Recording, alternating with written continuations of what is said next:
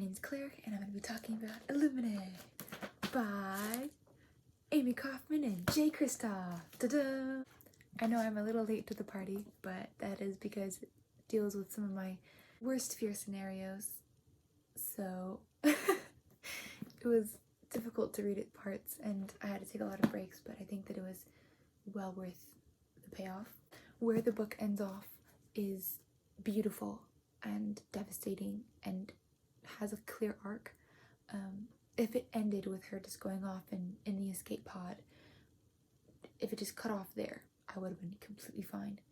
This book, it has a lot to say about bravery and doing what's right, trauma and truth. It was beautifully crafted. It's written in mixed media, so you get like emails and files, pink sweated web pages.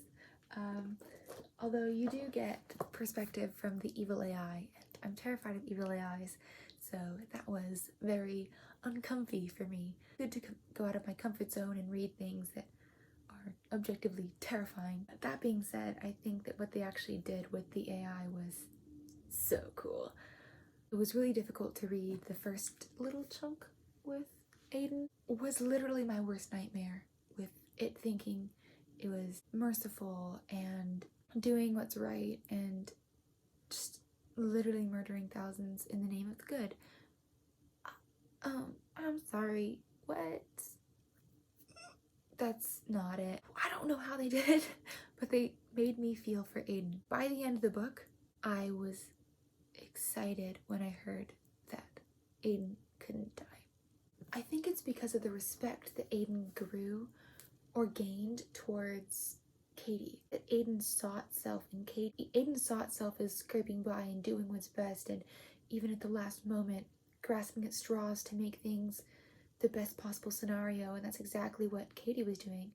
By the moment she left on the pod towards the Alexander, trying to save Ezra, you could start seeing the change in tone that Aiden had towards her. Started seeing her as in a romanticized version of what was happening, wanting to give her space and turning off cameras, and little comments that Aiden was making was terrifying for me as an AI scared person, but it was so fascinating to read because it made me feel for him. It made me feel for a terrifying, mass murdering AI. Alright. I want to take a moment to talk about the romance in this book. It wasn't like a fate thing, it was like a you're the last person I fucking know thing. Which I think I'm just a sucker for seeing the people I love in books just crumble. They were each other's last stand. And I feel that same dynamic between Katie and Aiden. Last few 100 pages. Oh, the bromance with McNulty. Wow, I loved that. I love that. They were so good together. The amount that Ezra would talk about Katie, it made my heart warm.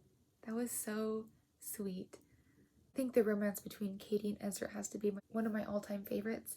Oh my goodness, Katie is the strongest protagonist I've ever read. Like has a freaking metal rod inside her holding her up, I swear. These characters, one of the hardest things to read was seeing them just pummeled and pummeled and pummeled with trauma and not having the tools or time to actually recover and cope. And so you start seeing them crumble, and you start seeing them unable to do things that they were able to do at the beginning of the book, or they're having to just survive. And it was so terrifying to read and scary and abysmal. But it was really good. It was a phenomenal book.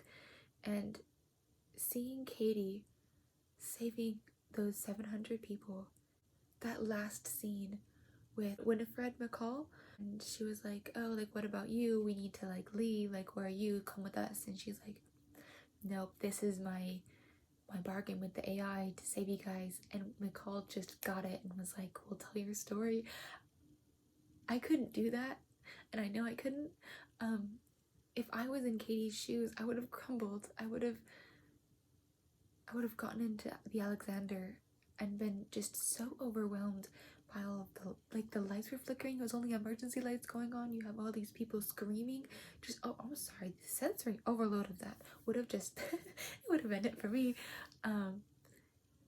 But she was able to still persevere, and she was still, after every single thing, she was able to stand right back up. People didn't believe that if Katie knew Ezra was still alive that she would have done the same thing. I don't agree. I think that if she knew, she would have 100% went back. That's the exact reason she went over there. So I don't agree with them. I think that it was smart of the AI to tell her that Ezra was dead. It was a lot to read. It was a lot to read at times.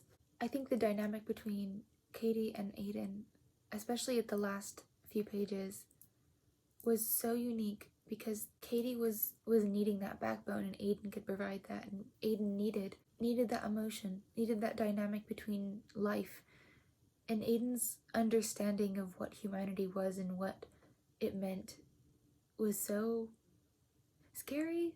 I don't think that's the word I was looking for. I think it was heartwarming, but I don't want to feel heartwarmed by something I'm scared of. She was brave until the very end. She was doing the right thing until the very end. I cannot respect that enough. I can't. I think it's because I so badly can't relate to that. If I had to put the characters in Avatar bending styles, I would say that Katie is an earthbender and Ezra, I think, would be a non-bender. Ezra gives me like Sokka vibes. Yeah, I think that's what it is. You know what? Their dynamic really gives me like Toph and Sokka vibes if Toph was headstrong and not physically strong. I think that's what it is. So I think it really comes down to the romance is well executed and there's just enough of it that you're satisfied with what happens, but it feels like it's infused in every part of the story because they're both emotional people, but it's not annoyingly in your face, which I appreciate. The sci-fi aspects of it, I think, was done wonderfully. I think I really like sci-fi. Again, I've only read like Skyward and Illuminae, so I don't really know, but they're both phenomenal sci-fi books. I can't wait to read more because I think I really like that genre. I think what Illuminae teaches you about humanity is that sometimes the truth is the most difficult thing to hold on to, and yet it's the most important thing. Holding on to what is true and what is right might be the most difficult thing in the world to do, and yet it's the most important.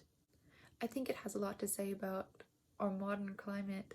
I live in America, and especially with themes of fascism, dictatorship, and propaganda circulating in my country, this book really rung true to, if you don't fight for the truth, what are you fighting for? Sometimes it's easier to go with white lies or to go around the truth because it'll get you where you need to go, but what are you living for if you aren't living to make the world a more truer place?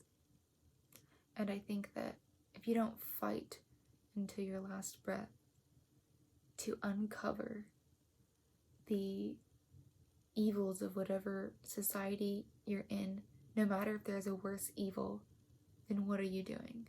It's a phenomenal book.